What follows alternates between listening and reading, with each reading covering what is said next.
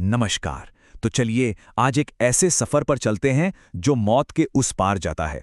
हम उस सबसे पुराने सवाल का जवाब ढूंढेंगे जिसने हमेशा से हम सबको सोचने पर मजबूर किया है कि आखिर मृत्यु के बाद होता क्या है। आइए इस गहरे रहस्य को परत दर परत समझने की कोशिश करते हैं।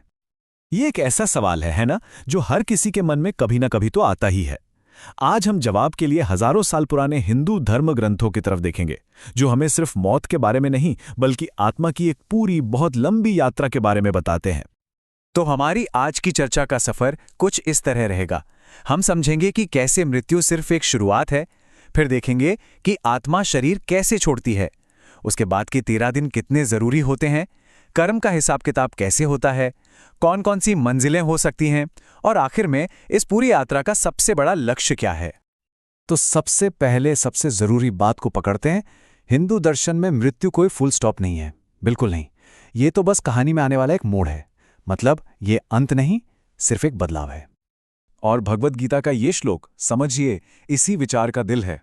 इसका सीधा सा मतलब है कि जो असली मैं है, यानी हमारी आत्मा, जिसे आत्मन कहते हैं, वो अमर है। वो ना कभी पैदा होती है ना कभी मरती है। शरीर तो बस एक कपड़े की तरह है जो पुराना हो जाता है तो बदल दिया जाता है, लेकिन उसे पहनने वाली आत्मा वो हमेशा रहती है। तो सोचने का तरीका यह है कि मृत्यु कोई दीवार नहीं है जो आकर सब कुछ खत्म कर दे, बल्कि ये एक दरवाजा है जो अस्तित्व के अगले कमरे की तरफ खुलता है। बस एक अवस्था से दूसरी अवस्था में जाना, इससे ज्यादा कुछ नहीं। तो सवाल उठता है कि अगर आत्मा नहीं मरती तो फिर मरता क्या है और सफर पर जाता क्या है। देखिए, हिंदू दर्शन 3 शरीरों की बात करता है। पहला, ये हमारा फिजिकल बॉडी, स्थूल शरीर, ये यहीं रह जाता है। लेकिन हमारा मन, बुद्धि और अहंकार, इनसे बना जो सूक्ष्म शरीर है वो, और हमारे कर्मों के गहरे निशान यानी संस्कार, इनसे बना कारण शरीर, ये दोनों आत्मा के साथ आगे के सफर पर निकल पड़ते हैं। अच्छा, अब आते हैं उस सबसे जरूरी पल पर, जब आत्मा इस भौतिक शरीर को छोड़ती है। ये पल, ये ट्रांजिशन बहुत ही ज्यादा महत्वपूर्ण माना गया है। यहां एक बहुत ही गहरी बात कही गई है। मृत्यु के ठीक समय पर हमारे मन में जो आखिरी ख्याल होता है, हमारी चेतना जिस चीज पर टिकी होती है, वही हमारी अगली यात्रा की दिशा तय कर देती है। और पता है, ये अंतिम विचार कोई अचानक से नहीं आता। ये हमारे पूरे जीवन की आदतों और कर्मों का निचोड़ होता है। अब जरा इस पर नजर डालिए। ये साफ दिखाता है कि अगर आखिरी सोच दुनिया की चीजों, मोहमाया में अटकी है, तो आत्मा यहीं धरती पर लौट आती है। लेकिन अगर वो ईश्वर की भक्ति या करुणा से भरी है, तो यात्रा ऊंचे लोकों की ओर होती है। एक तरह से देखा जाए तो हमारा पूरा जीवन उस एक अंतिम क्षण की तैयारी ही तो है। शरीर छूटने के ठीक बाद क्या होता है? ये जो अगले 13 दिन होते हैं ना, ये आत्मा के लिए एक बहुत ही नाजुक एक ट्रांजिशन का समय माने जाते हैं। सोचिए, पहले कुछ दिन आत्मा एक तरह के कंफ्यूजन में रहती है।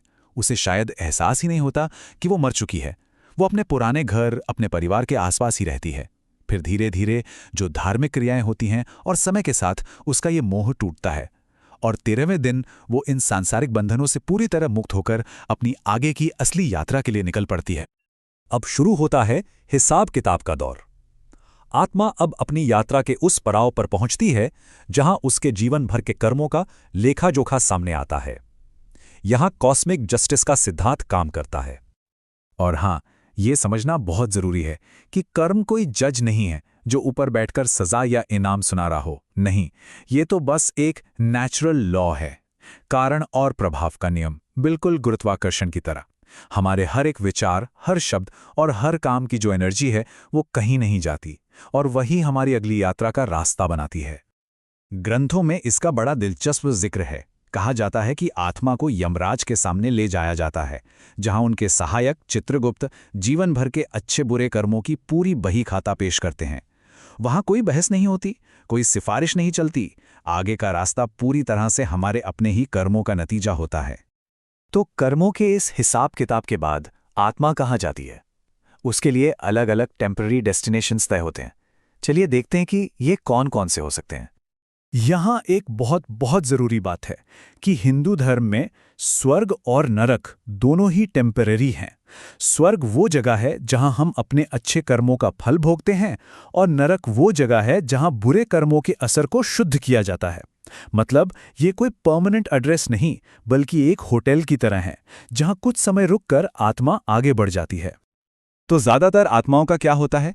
या तो वे पितृलोक जाती हैं, जहां वे अपने वंशजों से जुड़ी रहती हैं, या फिर अपने अधूरे कर्मों और इच्छाओं को पूरा करने के लिए वापस इसी पृथ्वी पर एक नया शरीर लेकर जन्म लेती हैं।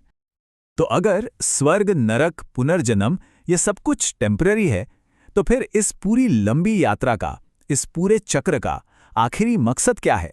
अल्टीमेट गोल क्या है? और वो अंतिम मंजिल है मोक्ष।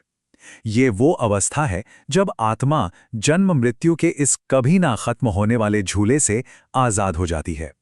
ये इस खेल का अंत है जहां आत्मा वापस अपने सोर्स यानी परम चेतना में मिल जाती है। इस बात को गांठ बांध लेना बहुत जरूरी है।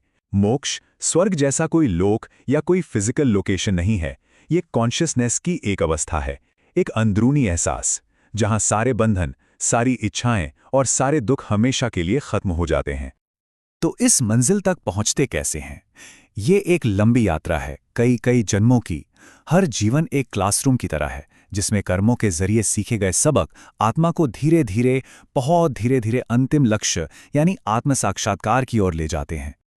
तो आखिर में सवाल यही बचता है कि अगर मृत्यु सिर्फ एक सफर है, एक पड़ाव है, तो हमें मंजिल किसे बनाना चाहिए? किसी और टेम्पररी ठिकाने को, या उस परम मुक्ति को जहां पहुंचकर सारे सफर हमेशा के लिए खत्म हो जाते हैं?